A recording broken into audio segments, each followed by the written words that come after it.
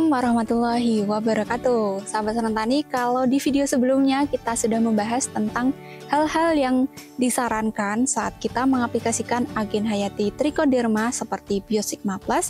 Kali ini kita akan membahas tentang hal-hal yang tidak disarankan atau sebaiknya dihindari saat kita mengaplikasikan Biosigma Plus. Jadi untuk tahu lebih lanjut, simak video kali ini sampai akhir.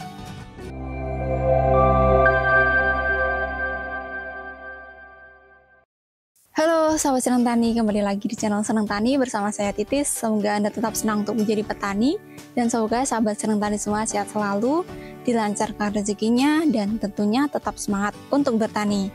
Jangan bosan ya nonton video Senang Tani, karena kita akan selalu berusaha untuk membagikan pengalaman dan juga membagikan pengetahuan yang kita ketahui sedikit ataupun banyak untuk sahabat Senang Tani, dan semoga ilmunya bisa bermanfaat. Nah, kali ini kita akan sharing tentang hal-hal yang sebaiknya dihindari saat kita mengaplikasikan trichoderma ataupun agen hayati lain juga bisa ya, khususnya saat kita mengaplikasikan Biosigma Plus. Hal pertama yang harus kita hindari adalah dengan tidak mengaplikasikan bahan organik di tanah. Trichoderma ini sangat butuh sekali yang namanya karbon organik sebagai sumber bahan makanan. Jadi tentunya kalau kita tidak mengaplikasikan bahan organik di dalam tanah, atau kandungan bahan organik di tanah kita ini sudah sangat tipis, tentunya ini bisa menghambat pertumbuhan trichoderma yang kita aplikasikan. Jadi sebisa mungkin kita menyediakan bahan organik sebagai sumber makanan trichoderma kalau memang kita mau mengaplikasikan trichoderma. Jadi jangan sampai tanah kita ini minim bahan organiknya, karena bahan organik ini selain sebagai makanan trichoderma, ini juga bisa menjadi bahan makanan mikroorganisme baik lain yang ada di dalam tanah. Karena sebenarnya di tanah sendiri ini kan sudah banyak sekali ya mikroorganisme yang bermanfaat untuk tanaman, dan itu belum kita ketahui saja. Jadi dan memang itu tidak terlihat. Jadi kita sebenarnya tidak mengetahui bahwa memang sebenarnya banyak sekali mikroorganisme baik yang ada di dalam tanah, tapi karena kandungan bahan organiknya semakin menipis, populasinya pun juga bisa semakin menurun. Kemudian hal kedua yang harus kita hindari adalah pengaplikasian saat suhu sedang tinggi-tingginya. Kenapa? Karena trichoderma ini bisa tumbuh optimal pada suhu sekitar 36 derajat ke bawah. Jadi kalau suhunya ini sudah sangat tinggi, di atas 36 derajat, ini bisa membunuh trichoderma itu sendiri atau bisa menghambat pertumbuhannya. Jadi sebisa mungkin nih, kita kalau mau mengaplikasikan trichoderma, jangan saat suhu udara sedang panas, matahari sedang terik, tapi sebaiknya kita aplikasikan bisa di pagi hari ataupun sore hari. Nah, lebih bagus ya kalau diaplikasikan di sore hari.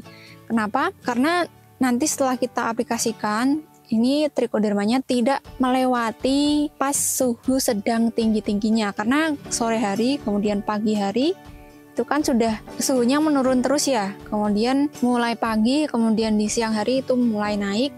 Jadi kalau kita aplikasikan di sore hari, ini akan lebih efektif. Karena trichoderma tidak perlu untuk melewati suhu ekstrim setelah diaplikasikan, dan sebaiknya diaplikasikan saat kondisi lahan kita ini cukup lembab, bisa setelah diairi, digenangi air, kemudian sudah mulai kering tapi masih dalam kondisi lembab ya, supaya pertumbuhannya bisa makin maksimal.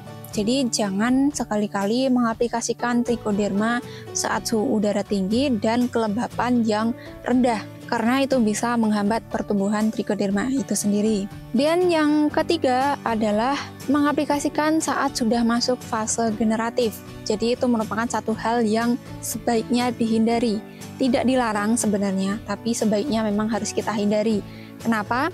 Karena aplikasi trichoderma ini sebaiknya memang sedini mungkin, bahkan bisa saat persemaian atau sebelum tanam, karena makhluk hidup seperti trichoderma ini kan butuh waktu untuk mencari makanan, untuk berkembang biak, untuk tumbuh, dan untuk bisa mengoptimalkan perannya sebagai agen hayati. Jadi memang sebaiknya dihindari untuk pengaplikasian trichoderma saat sudah masuk fase generatif atau saat tanaman sudah besar karena nanti perannya sebagai agen hayati ini bisa kurang efektif, tapi sebenarnya tidak dilarang ya, karena pengaplikasian saat sudah masuk fase generatif ini bisa menjadi tabungan atau celengan untuk musim tanam yang berikutnya, karena di musim tanam yang berikutnya kemungkinan trichodermanya sudah bisa tumbuh maksimal dan populasinya juga jauh lebih banyak. Jadi memang tidak dilarang tapi tidak disarankan untuk mengaplikasikan trichoderma di fase generatif. Kemudian yang keempat adalah pengaplikasian fungisida di tanah. Nah, mungkin ini yang menjadi salah satu pertanyaan yang banyak muncul ya di kalangan petani. Kalau kita sudah aplikasi trichoderma di tanah, apa akan mati kalau kita kocorkan fungisida? Nah, sebenarnya di beberapa penelitian ini sudah dibuktikan memang pengaplikasian fungisida di tanah ini tidak dianjurkan kalau kita sudah mengaplikasikan agen hayati seperti trichoderma. Nah, di sini sudah ada hasil penelitiannya dari penelitian Shivam Maurya dan kawan-kawan pada tahun 2020 di India. Ini menunjukkan bahwa trichoderma ini kompatibel atau aman untuk diaplikasikan dengan bahan aktif tembaga, mancozeb, dan metalaxyl, tapi sampai konsentrasi 1000 ppm. Berapa sih 1000 ppm itu? Jadi 1000 ppm itu sekitar 1 gram per liter kalau dosis fungisida.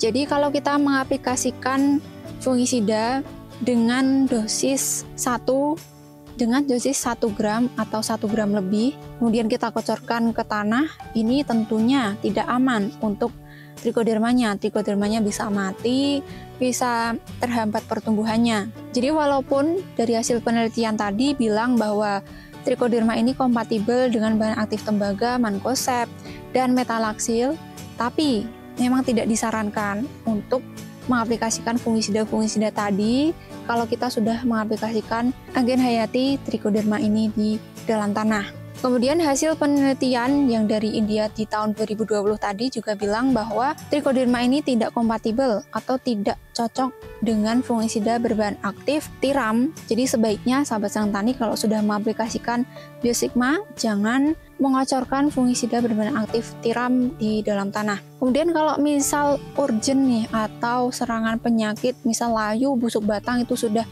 banyak, tapi di awal tanam kita sudah aplikasikan trichoderma dan kita butuh untuk mengendalikan penyakit-penyakit tadi, sahabat senang tani bisa menggunakan tips ini. Yang pertama, kalau memang kepepet, urgent, sahabat senang tani bisa mengocorkan fungisida kontaknya dengan dosis sesuai anjuran atau bisa menggunakan dosis 1 gram per liter dikocorkan ke tanah kalau memang sudah urgent ya.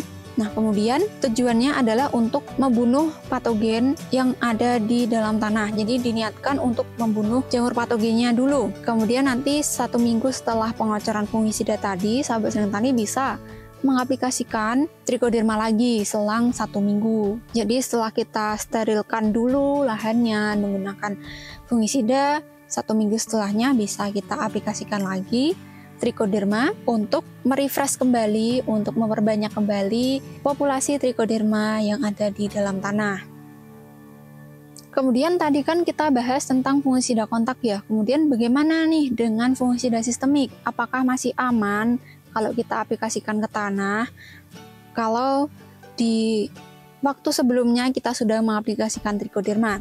Nah, menurut penelitian, ini penelitian dari India juga di tahun 2020, ini membuktikan bahwa fungisida sistemik berbahan aktif tebuconazole 50% dan trifloxystrobin 25%. Ini menunjukkan toksisitas yang akut terhadap trichoderma. Artinya, kedua bahan aktif ini bisa membunuh trichoderma. Kemudian diuji lagi nih menggunakan fungisida sistemik bahan aktif yang lain yaitu hexaconazole dan tebuconazole. Jadi dari golongan azol, ini toksisitasnya ini lebih rendah kalau dibandingkan dengan tebuconazole dan trifloxystrobin tadi. Tapi konsentrasinya pun hanya sangat kecil. Yang diujikan di sini adalah 25 ppm atau setara dengan 0,025 gram per liter. Jadi dengan pengaplikasian fungisida sistemik yang konsentrasinya sangat sedikit tadi, itu pun bisa membunuh trichoderma. Jadi memang tidak disarankan. Jadi memang dilarang ya untuk mengaplikasikan fungisida sistemik di tanah kalau kita sudah mengaplikasikan trichoderma. Nah, kalau kita sudah bahas tentang fungisida baik itu kontak atau sistemik, tadi berapa ya? Sudah kelima ya.